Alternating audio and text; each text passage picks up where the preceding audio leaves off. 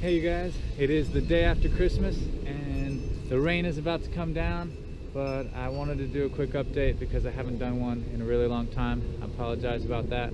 I actually took some video and just never posted it, but the garden is changing. This is probably the big main thing. Is I had this big pile of concrete I got for free, and man, I needed some projects to make it disappear because it was kind of on the smaller side. So I built this raised bed, and it was basically my first experience working with mortar. So yeah, I just got some masonry cement and bought some sand, and that was the only expense so far. But I just got back. Underneath all these bags are 24 of these cat blocks. So as you can see, these are going to be my rows. I didn't have to buy any of these cinder blocks. These were all trash pile treasures. But yeah, basically a really cheap project. The 24 on the blocks, and then 2 bags of $9 mortar and about $15 worth of sand. So what does that equal? I don't know, you do the math. But it's going to be really nice. I'm going to buy some really good veggie bed mix soil, and one more row right there. So yeah, so that's fun, and I really enjoyed getting to learn from it. I let my sand, there were a few mistakes. So I let the sand get wet, and then it was harder to mix the mortar and the sand dry. The chickens are hanging out back here. And you see the papaya. They've been getting the papaya, and the rabbits too. Just because of that freeze, a lot of them are falling green. So you see, I didn't really harvest these hot peppers, but I did use a few. It only took a few to make some kimchi. Basically, hey ladies, I mean, this is winter. You can kind of see how the rabbits and the chickens, but really the chickens more than the rabbits, the chickens are really making that mulch layer disappear. All of that scratching, they speed up that process really fast. And so it's really great that this is the time of year to add mulch to your garden. So this is the time to be dumping it on. So that's what I'm doing. I'm taking the cues from, like, I see bare ground there, some seeds would take. So these kumquats have been super productive. I've shared them with the students at the schools. I've taken them to the farmers markets, from this tree and from the other on the other side. What else? Things are just opening up. It's winter. The blueberries are flowering, but I don't know if that fruit will finish. But there'll be another big flower.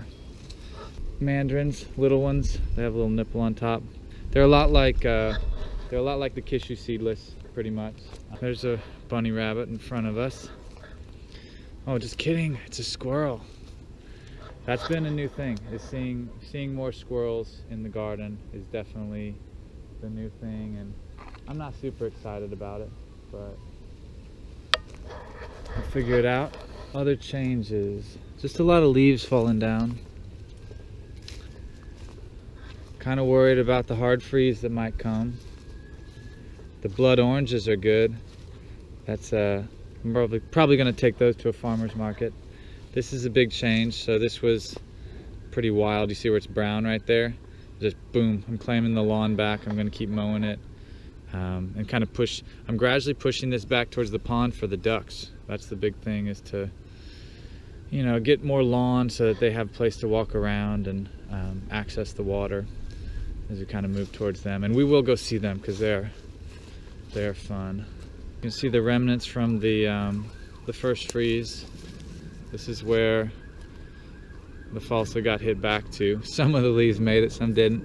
And there was, some leaf damage on the lemon drop. And I really should make use of those, but it's all good. The bees are doing okay. I've been throwing out the green papaya. So I just said it earlier, but the rabbits really like the green papaya, like you'll see right here.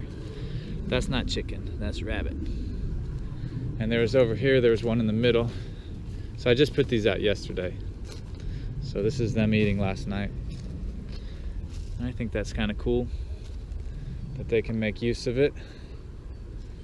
Let's see. This orange, Mars, is definitely the sweetest. I might even, that whole tree, the first one we walked past, the chamuti, it's so bad in comparison. It's just not as sweet. I'm gonna probably find a way to graft it or work on that one. So I started clearing this space. This is gonna be for storage structure for beekeeping equipment. So I really need more space. So that's what's happening here, and probably most of those trees are gonna come out all the way back to the persimmons right there. So this big pad can be for basically a shed, and that's probably because I need space so much. That's what it's going to be. The tomatoes, I mean, there's a lot of green tomatoes here, but we're full on into winter now. It was that early freeze that really set them back, and so I'm probably going to pull them even before they ripen, so I can plant some other stuff. Here's the cabbage patch. You can tell they're starting to expand, and some are starting to make their heads. They're overplanted, so there's like 3 plants, you know, in each little rosette. So they're going to be teeny little cabbages. But the plan was always for this to just be chicken food. That's all it's really about, you know, right now at least. There's some papaya on the ground. Chickens are eating. Actually, that one was for rabbits. So here's more, you know, last little bit of tomatoes, kind of sad looking. What else? Adjustments, updates. Over here in the coop, I made some adjustments. I have a handicapped bird, literally. I have a bird that has not developed the tips of her wings. They're stunted. It's Piper, the barred rock, and maybe I'll grab her and show you. I'll edit that in. Alright, so this is Piper, and what I want to show you about Piper is that her wings have not fully developed, and she's pretty old.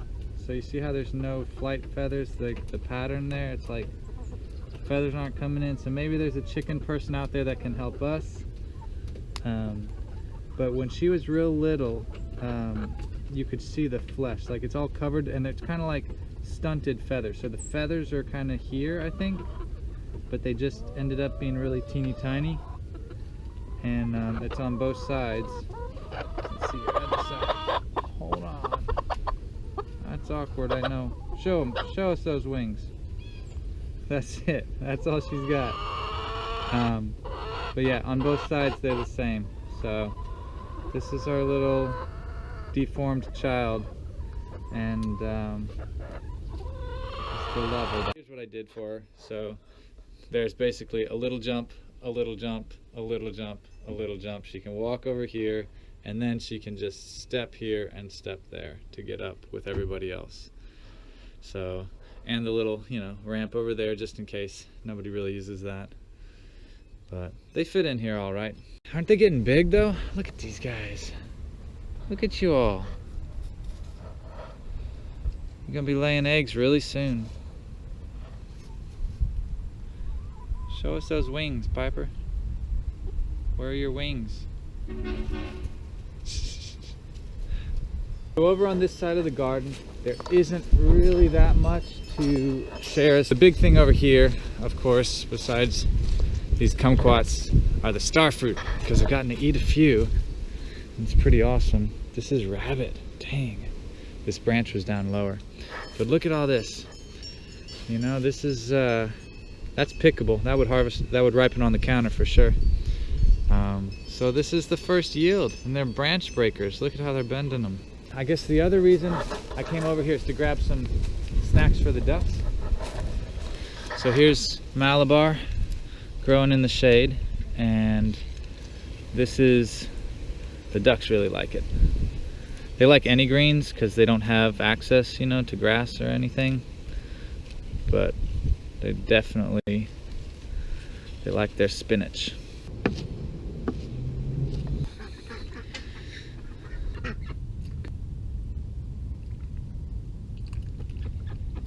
Abby likes her greens. Sophie likes her greens. Come on, George.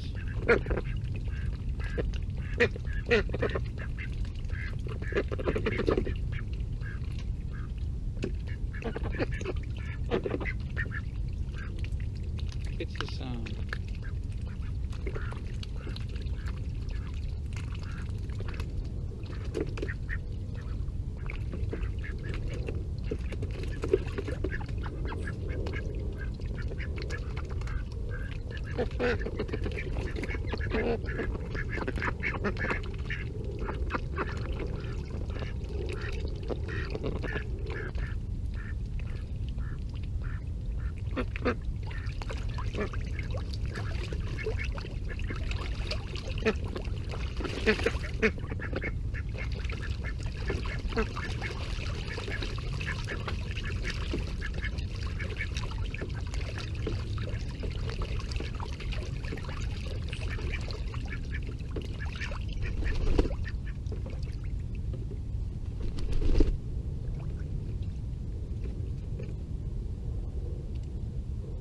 Well, that's about it. I hope you guys enjoyed the video, and I'll catch y'all next time.